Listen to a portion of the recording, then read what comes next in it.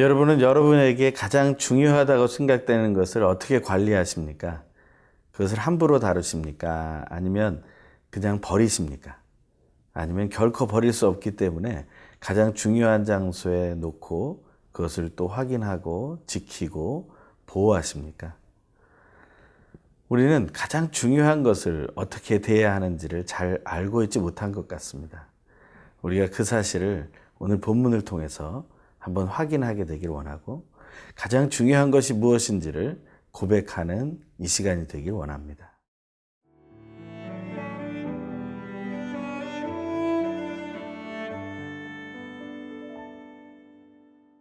예레미야 4장 11절에서 22절 말씀입니다. 그때에 이 백성과 예루살렘에 전할 자가 있어서 뜨거운 바람이 광야에 있는 헐벗은 산에서 내 딸 백성에게 불어온다 하리라.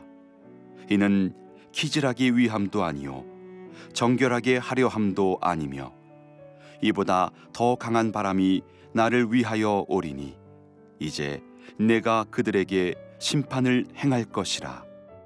보라, 그가 구름같이 올라오나니 그의 병거는 회오리 바람 같고 그의 말들은 독수리보다 빠르도다. 우리에게 화 있도다. 우리는 멸망하도다 하리라. 예루살렘아, 내 마음의 악을 씻어버리라. 그리하면 구원을 얻으리라.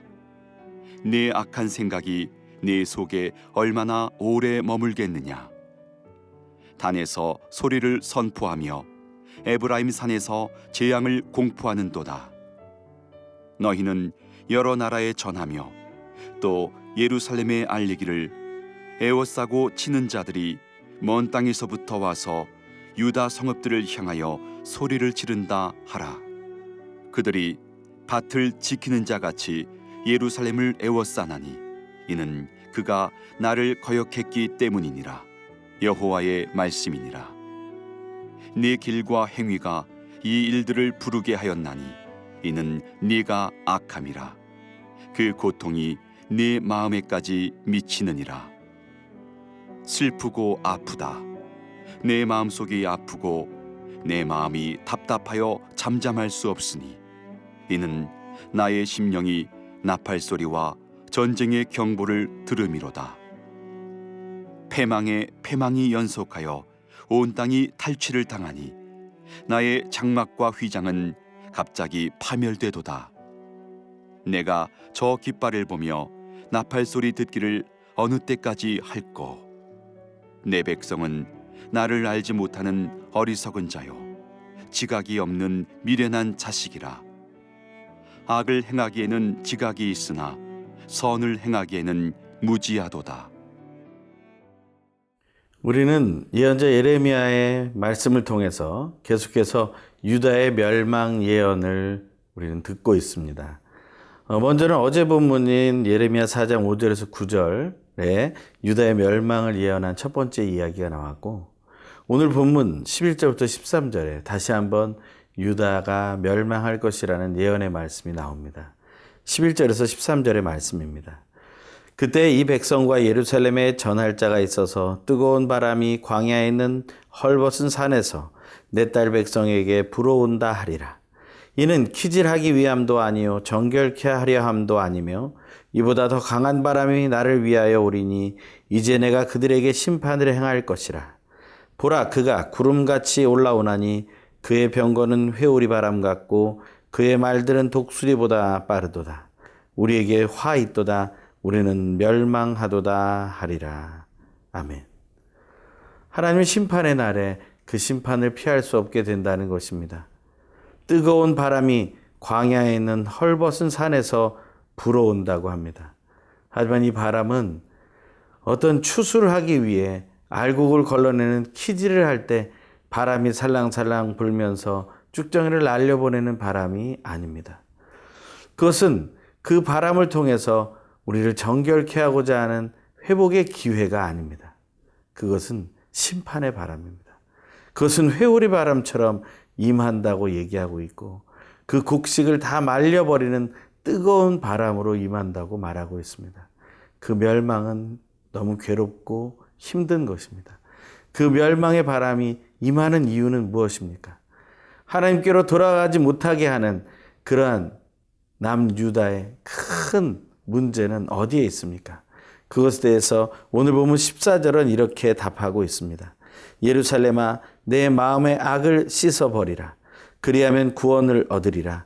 내 악한 생각이 내 속에 얼마나 오래 머물겠느냐. 마음의 악을 씻어버리라고 말하고 있습니다. 우리의 마음의 악은 무엇입니까? 예레미야가 말하는 그 악은 무엇입니까? 우리는 예레미야의 말씀, 그 앞에 나온 말씀으로 다시 돌아가 봐야 합니다. 예레미야 2장 13절의 말씀입니다. 내 백성이 두 가지 악을 행하였나니 곧 그들이 생수의 근원되는 나를 버린 것과 스스로 웅덩이를 판 것인데 그것은 그 물을 가두지 못할 터진 웅덩이들이라. 샘의 근원 대신 하나님을 버렸다는 것, 그것이 악의 첫 번째입니다. 두 번째는 다른 구덩이를 팠지만 그 웅덩이가 물을 모으지 못하는 웅덩이가 되어버렸다는 것입니다. 이것에 대해서 2장 19절에서는 더 명확하게 얘기하고 있습니다. 내 악이 너를 징계하겠고 내 반역이 너를 책망할 것이라. 그런즉 내 하나님 여호와를 버림과 내 속에 나를 경외함이 없는 것이 악이요 고통인 줄 알라. 주 만군의 여호와의 말씀이니라. 그 비유로 나온 그 두 가지 악은 바로 첫 번째, 하나님 여호와를 버린 것입니다. 하나님을 인정하지 않고 가장 중요한 존재로, 가장 귀한 존재로 여겨야 할 분을 버렸다는 것입니다. 우리는 우리가 가진 귀한 것들을 잘 보관하고 지키며 그것을 자랑하고 기뻐하지 않습니까?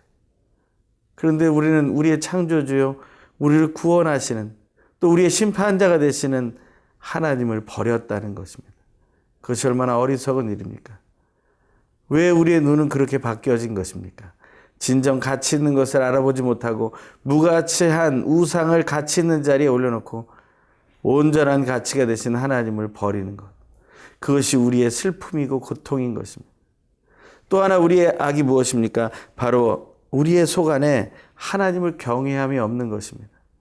하나님을 두려워하지도 않고 하나님을 공경하지도 않습니다. 우리는 하나님을 공경하며 두려워해야 합니다. 우리의 창조주로, 우리의 구원자로, 우리의 심판자로, 우리의 주인으로, 우리의 왕으로 우리는 두려워하며 공경해야 합니다. 그것을 회복하게 될 때 우리는 우리 마음의 악을 씻어버릴 수 있습니다. 그래서 구원이라는 하나님의 귀한 선물을 누릴 수 있게 됩니다. 하지만 우리는 이것을 자꾸 잊고 있습니다. 왜냐하면 우리 속에 악한 생각이 계속 남아있기 때문입니다. 오늘 내 속에 남아있는 이 악한 생각을 더 깊이 묵상하여 하나님 앞에 내어버리는 귀한 은혜가 있기를 소망합니다.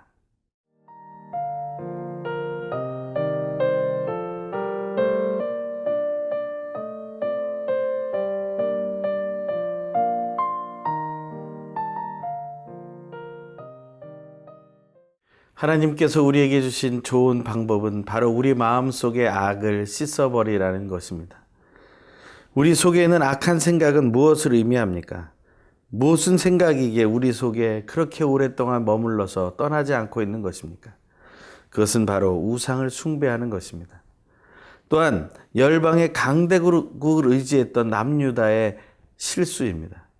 하나님이 행하시겠다고 했고 하나님이 승리를 주시겠다고 했음에도 불구하고 그들은 그것을 자꾸 잊어버립니다. 그것보다 더 중요하고 더 귀한 것이 있다고 생각합니다. 가장 중요한 보배는 버려버리고 허탄한 것들, 가짜 보석들을 붙들고 지내고 있는 것과 같습니다. 그러한 모습 속에 우리는 하나님의 말씀을 보게 됩니다. 하나님 안에서 우리는 이러한 고백을 하게 됩니다. 이 하나님의 말씀을 온전히 깨닫지 못한 이스라엘 그리고 유다를 향해 예레미야는 이렇게 외치고 있습니다. 19절의 말씀입니다. 슬프고 아프다. 내 마음속이 아프고 내 마음이 답답하여 잠잠할 수 없으니 이는 나의 심령이 나팔 소리와 전쟁의 경보를 들음이로다. 슬프고 아프다. 이 고백을 하고 있습니다. 히브리어 성경에는 메아이라고 동일어를 반복하고 있습니다. 이 메아이라는 말은 무엇입니까? 그것은 바로 우리의 창자가 아프고 우리의 배가 아프다는 것입니다. 이것은 큰 질병으로 인해서 우리의 창자가 상하고 있고 우리의 배가 상하고 있다는 것입니다. 그것처럼 우리에게 큰 슬픔이 임한 것이죠. 슬퍼할 때 슬퍼할 수 있어야 합니다. 하지만 우리는 우리의 상황에 대해서 슬퍼하지 못하고 있는 것을 봅니다. 우리는 그저 우리의 생활을 만족하고 넘어가려고 합니다. 우리가 가진 절망을 그저 생각해 보려고 합니다. 하지만 하나님은 슬퍼하라고 말씀하십니다. 예레미야는 그것을 슬픔이라고 말하고 있습니다. 마음속이 아프고 내 마음이 답답하여 잠잠할 수 없다고 얘기합니다. 그 중심으로부터 하나님의 경고의 나팔 소리와 전쟁의 경보가 들린다는 것입니다. 우리의 귀에 하나님의 이 경보가 들립니까? 이 나팔 소리가 들립니까? 그것을 들을 수 있을 때 우리는 마지막 날을 아름답게 맞이할 수 있을 것입니다. 하나님께서 우리에게 주시고자 하는 것은 무엇입니까? 그것은 파멸이 아니라 복입니다. 회복입니다. 하지만 우리가 슬픈 이유는 무엇입니까? 하나님께로 돌아가지 않아서 20절의 말씀, 패망이 연속하여 온 땅이 탈취를 당하니 나의 장막과 휘장은 갑자기 파멸되도다. 패망이 연속됩니다. 우리 인생의 단순한 실패를 말하는 것이 아닙니다. 이것은 절망입니다. 고통입니다. 그래서 예레미야는 이렇게 말합니다. 내가 저 깃발을 보며 나팔 소리를 듣기를 어느 때까지 할꼬? 절망의 순간을 말합니다. 언제까지 이것을 해야 할 것인가? 어느 정도 하면 우리가 돌아서야 하는데 돌아서지 못하고 있는 것입니다. 이사야 1장에 나온 말씀처럼 어디까지 더 맞으려고 너희가 이렇게 불순종하는가? 하나님의 말씀을 우리는 기억하게 됩니다. 우리는 몸이 성한 데가 하나도 없는 존재들입니다. 그럼에도 불구하고 하나님께로 나아가지 못합니다. 그 어리석음을 우리는 멈춰야 합니다. 우리의 마음의 악을 씻어야 합니다.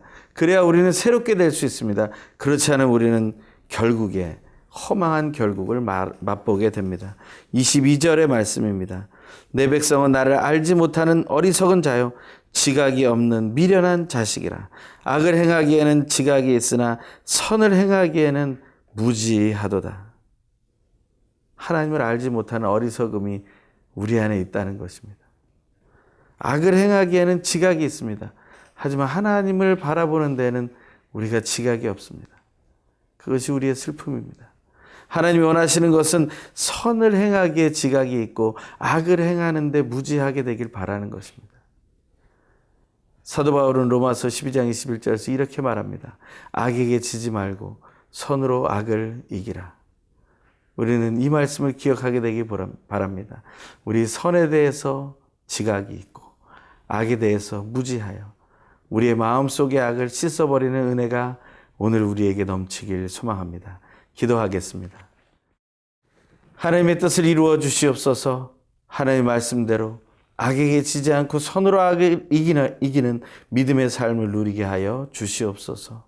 우리의 마음의 악을 씻어내고 오직 하나님만을 바라는 승리를 누리게 하여 주시옵소서. 예수님의 이름으로 기도합니다. 아멘.